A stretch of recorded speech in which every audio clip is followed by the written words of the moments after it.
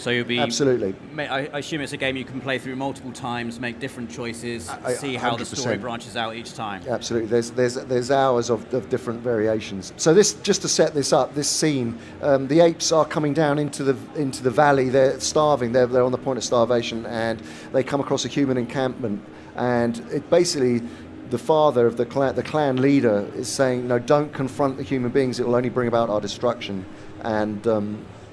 And these three brothers are going down, and they all have their different opinions. And as I say, you're playing as Bryn. And all of this is motion captured? This is all purely performance captured, yeah. I mean, and was shot in the Imaginarium Studios. So obviously you can then choose. You know, do you agree with Toller, who's more of an aggressor? He wants to go down, and then, or you can choose not to get involved. Well, let's say you were right, Toller. So we're going to follow Toller. Do the more exciting choice. Exactly. Yeah. Let's do that. How have you found that performance capture has evolved over the years? Obviously, you were heavily involved with things like Lord of the Rings back in the day, and it's really kind of exploded since then, and it's now very prevalent in video games as well. What's it like now working and seeing performance capture appearing in games like this now? It must be really exciting. It's thrilling because it really does prove that performance capture sits right in the middle of transmedia storytelling, and can be used, as I say, in so many different platforms now. And it's acted performances which have great levels of. Hold on, so we must not take them. So you can either choose to come back, or this will be easy. Let's say this will be easy. Let's be more aggressive here.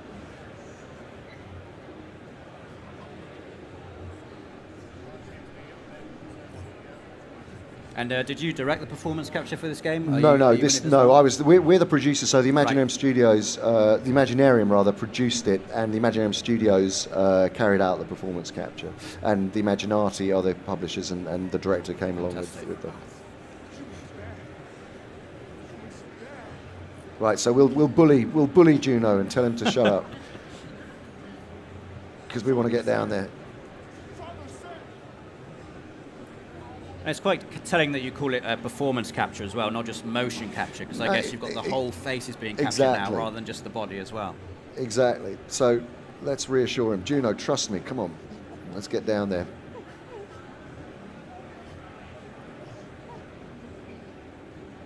It's also nice to see a game within the Planet of the Apes franchise that isn't massively action-based. It is very story-based. It's all about the decisions and the emotion behind those decisions as well. And you can play, as I say, it's a multiplayer game which opens it up hugely using player link. And the idea is to move quickly, and you can override people's decisions. So it becomes about. So it becomes about ultimately when you're playing, and it really is a multiplayer game. You know. You can, I mean, if you override, you can only override once, and then you have to follow the other players. So if you've got to be careful when you want to use that.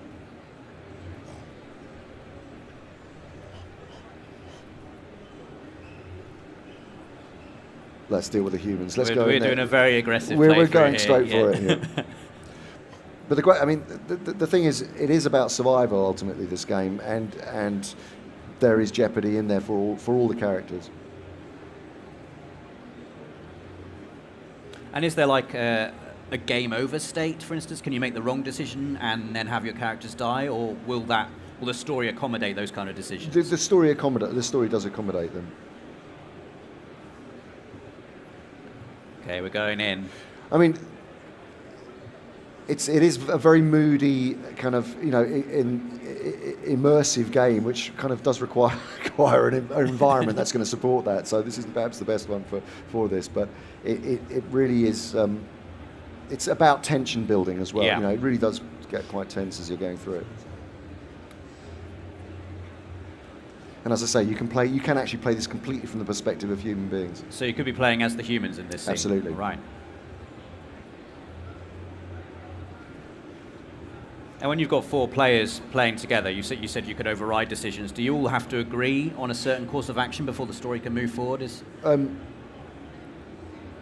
Sorry, hold on a sec. Hold X. There we go. Oh, shoot.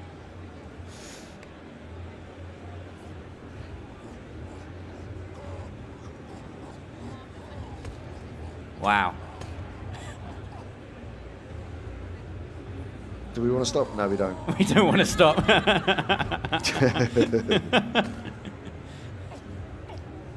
So I like that somehow choosing to do nothing can be a decision in itself. Well, it can. I mean, going back to your point, you can. So it encourages debate, and Yes. it encourages, and it can get quite heated. In instances like that, you've got a very short time limit in which Exactly, to make your decision, exactly. so So it's going to put a lot of pressure on. Puts pressure on. I mean, it's different as a single play, but.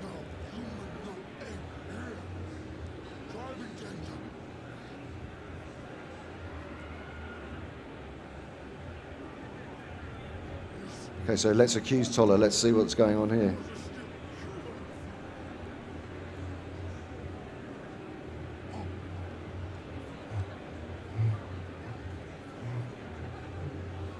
And so if you'd have played this cautiously, could there be a situation where there's no kind of conflict here at all? There is. I mean, it'll creep back in. It'll creep back in. So you're always under pressure. It'll just takes you down a different route. Yeah.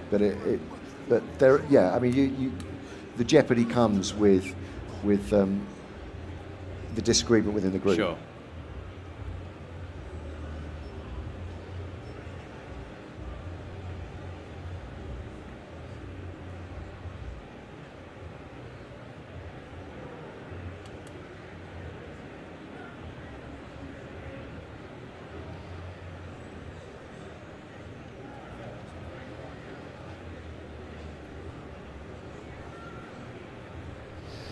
There you go. Oh, there we go. So have we reached the end of our demo now, or? So this is going into the human camp now. Oh, okay. Mikey, what happened? Mikey. Okay, this is where